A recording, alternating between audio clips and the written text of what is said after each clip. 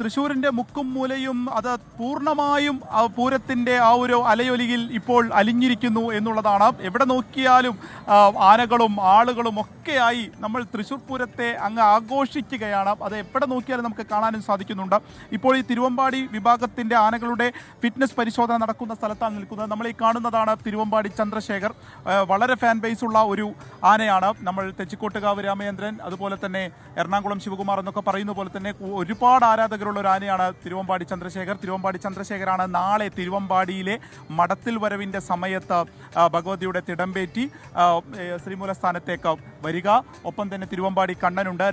രാവിലത്തെ തിരുവമ്പാടിയിലെ ആഘോഷങ്ങൾ തുടങ്ങുന്ന, അവിടുത്തെ ഉത്സവം തുടങ്ങുന്നത് തിരുവമ്പാടി കണ്ണനായിരിക്കും. ആ സമയത്ത് തിടമ്പേറ്റുക. ഈ രണ്ട് ആനകളാണ് ഇപ്പോൾ തിരുവമ്പാടി ചന്ദ്രശേഖരന് ഫിറ്റ്നസ് ലഭിച്ചിരിക്കുന്നു.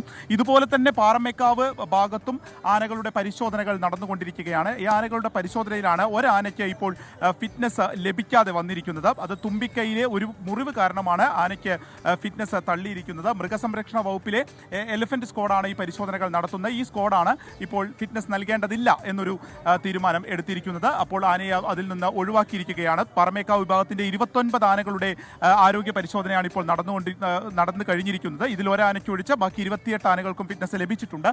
ഈ തിരുവമ്പാടി വിഭാഗത്തിൽ ഏകദേശം ഒരു 15 ആനകളുടെ പരിശോധനയാണ് ഏകദേശം പൂർത്തിയായിരിക്കുന്നത്. ഇതിൽ എല്ലാ ആനകളേക്കും പരിശോധന ലഭിച്ചിട്ടുണ്ട് എന്നുള്ളത് കൂടിയാണ്